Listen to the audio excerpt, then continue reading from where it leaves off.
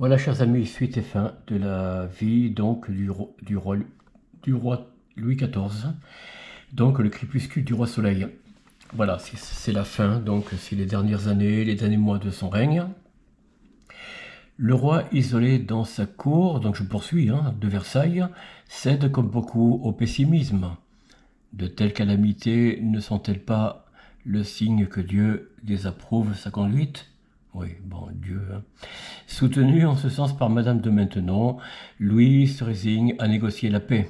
Mais voilà les conditions proposées par les coalisés. Frise l'insulte. Combien Madame de Maintenon, Louis d'accord. Insus demande notamment à Louis XIV de s'engager à chasser par les armes, si besoin est, son petit-fils du trône d'Espagne, qui doit revenir à Charles III. Le nouvel empereur donc, faire la guerre à son petit-fils au profit de l'Autriche, c'est une condition à laquelle Louis ne peut se résigner. La guerre continue. La guerre continue, mais la France est épuisée, et la France a faim. Oui, suite au gel, au temps très froid, à l'ère ou au temps mini-glaciaire, c'est vrai que bon, la France pouvait être qu'épuisée, non seulement financièrement, mais puisque la France ne produisait plus à partir de la Terre, tout était gelé. La guerre continue, mais la France est épuisée, donc je disais, et la France a faim. Des émeutes éclatent un peu partout, le dauphin lui-même manque de se faire lyncher par la foule à Paris. On demande de la paix et du pain. La vindicte populaire n'épargne même plus le roi et son entourage, notamment Madame de Maintenon. Beaucoup hésitent encore à s'attaquer au monarque sacré et préfèrent donc accuser son épouse secrète des pires crimes. D'autres s'en réfèrent à Ravaillac et Brutus dans des affiches qui rappellent celles que l'on retrouvera en 1792. Louis accuse le coup et congédie Michel Chamillard, le contrôleur général des finances, qui servira de bouc émissaire. Pour la première fois, un ministre du roi Soleil est chassé par la pression extérieure. C'est bien Madame de Maintenon. La marquise de Maintenon, dernière épouse de Louis XIV, d'accord.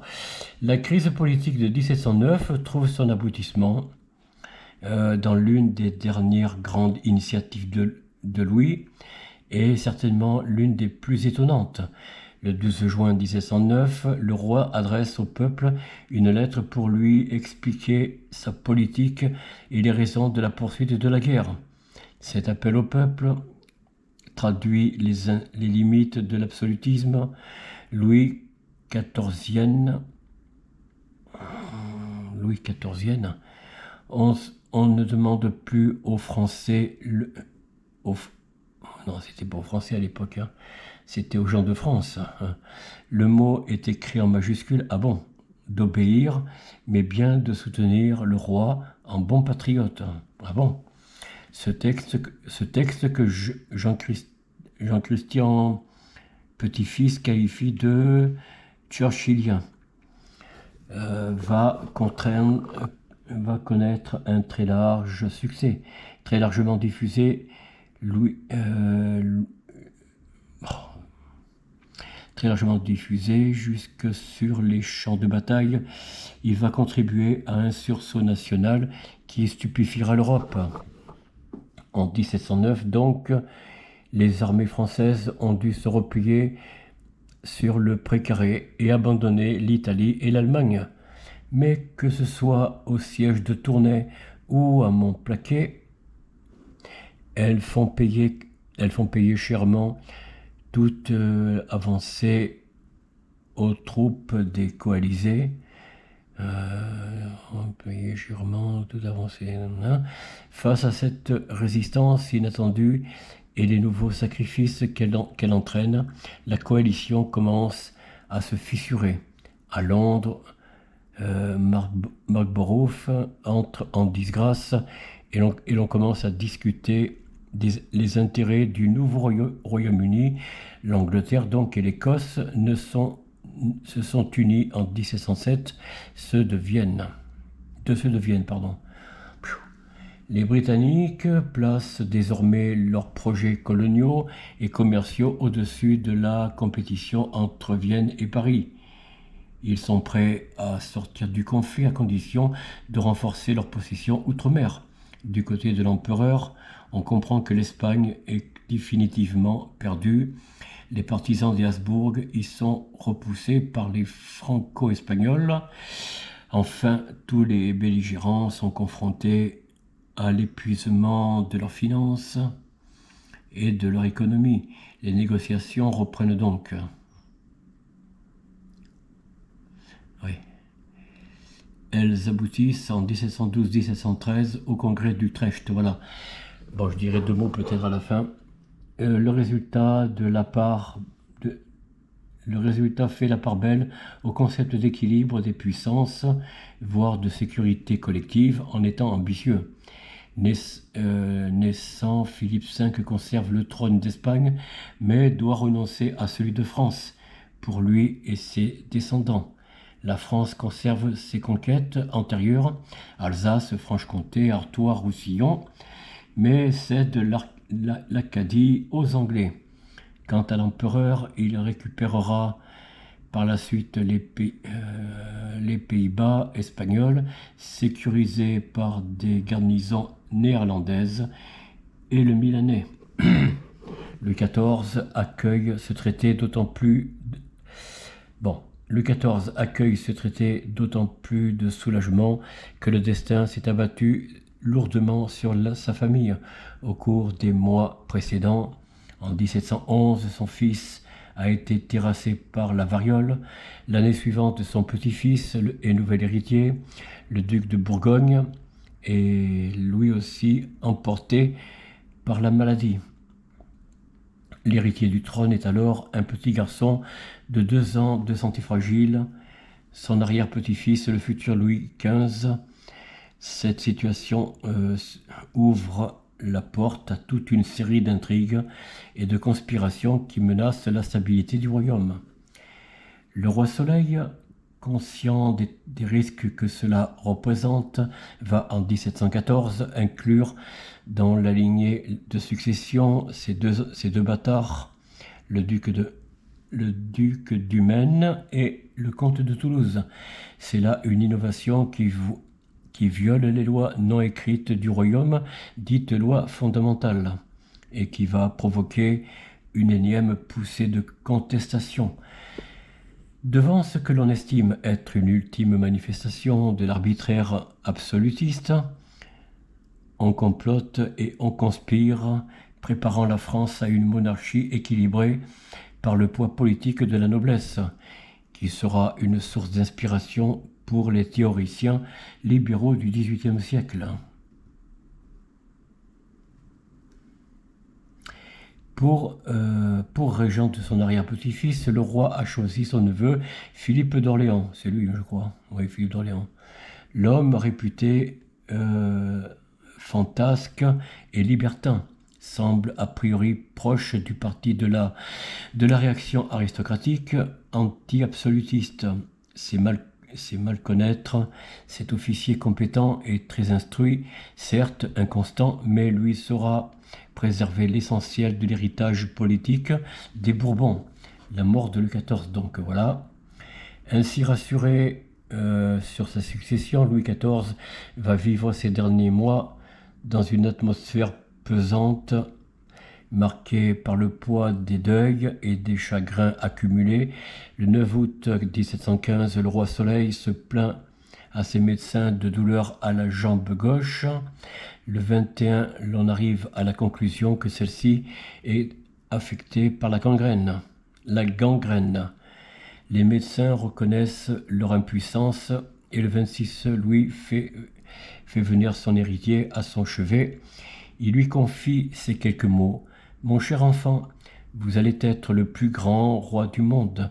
N'oubliez jamais les obligations que vous devez à Dieu. Ne m'imitez pas dans les guerres. Tâchez de maintenir toujours la paix avec vos voisins, de soulager votre peuple autant que vous pourrez. Face à la mort le roi Soleil reste lucide et ne cache pas ses remords. Bien décidé à faire de sa mort un spectacle comme il le fit de sa vie, il fera en sorte que ses courtisans assistent à son agonie. Après tout, comme il le déclare, ils ont suivi tout le cours de ma vie. Il est juste qu'ils me voient finir. Son dernier souci sera de se mettre en paix avec un Dieu dont il redoutera jusqu'au dernier moment le jugement. Le 1er septembre 1715, vers 8h15 du matin, il rend son dernier souffle. 72 ans de règne viennent de s'achever. En apprenant la nouvelle, Frédéric Guillaume Ier de Prusse déclare « Messieurs, le roi est mort, tout est dit. » Tout est dit. Le grand siècle de Louis XIV, donc.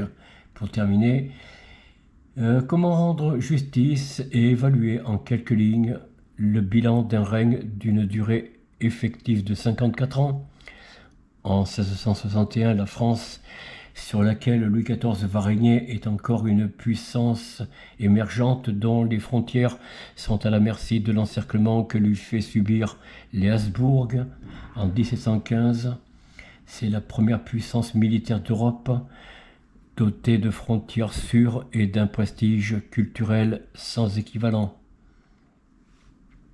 Cependant, l'amour de la gloire et de la guerre du roi Soleil auront coûté à la France la modernisation de ses structures économiques et financières qui assureront à plus long terme le triomphe de sa rivale britannique. Engoncé dans l'absolutisme, charge trop lourde pour un seul homme, le royaume n'aura pu se défaire des archaïsmes socio-économiques qui pèseront tant sur son avenir. Malgré tout, le souverain sera parvenu à s'ériger comme l'incarnation du principe d'unité de la nation, par la domestication d'une noblesse autrefois si tumultueuse, si turbulente, par la mobilisation de toutes les énergies vers un seul et même but. Louis XIV aura ancré dans la culture nationale l'idée d'un édifice institutionnel, patrimoine et intérêt commun de tous les Français. Comme il l'énoncera si bien lui-même, « Je m'en vais, mais l'État demeurera toujours ». Alors voyez, le patrimoine et l'intérêt commun de tous les Français, eh bien Macron, lui, il défait tout ça. Enfin, c'est pas le seul, il n'est pas le seul. Hein. Qu'est-ce que j'avais à dire sur le traité d'Utrecht, chers amis? Oui, j'avais quelque chose à dire. Alors c'est vrai que ce serait un peu long à l'expliquer. Bon, vous l'avez lu un petit peu, enfin vous l'avez entendu, et peut-être lu avec moi. D'ailleurs, je vous remercie d'avoir suivi ces quelques vidéos. Cette vidéo, en tout cas, Louis XIV ne voulait pas que le roi d'Espagne devienne un jour, ou ses descendants, roi de France. Donc, aucune prétention devait avoir lieu des rois d'Espagne sur la couronne de France. Ça, c'est une première. La deuxième, c'est que le roi Louis XIV préférait le prestige politique, le prestige des arts, par rapport à la marine, à la politique maritime, dont l'Angleterre s'accaparera bien sûr par la suite cette grandeur qui lui faisait tant défaut face à sa rivale, le royaume de France. Aujourd'hui, la France, bien sûr, elle n'est plus du tout une première puissance militaire, elle est plus une puissance tout court, elle n'est plus grand-chose, puisque avec nos derniers dirigeants, pas seulement qu'Emmanuel Macron, je le dis bien, même si ce dernier fait beaucoup plus que ses deux ou trois prédécesseurs, et même tous ses prédécesseurs, mais il n'est que le résultat d'une longue suite de républiques depuis Adolphe Thiers, si vous voulez, mais déjà même avant, mais surtout à partir de la Troisième République, comme je vous l'ai dit, hein, la Troisième République naissante, où plus aucune loi n'est érigée légalement, n'est plus promulguée légalement, n'est plus signée par aucun chef d'État, y compris Adolphe Thiers d'ailleurs, je rappelle. Donc, alors qu'à l'époque, la présidence avait une constitution 1804 sous Napoléon Ier, Bonaparte, mais aussi 1789, dont celle de 1815 s'inspirait. Là-dessus, Napoléon n'avait pas du tout mis fin à la constitution.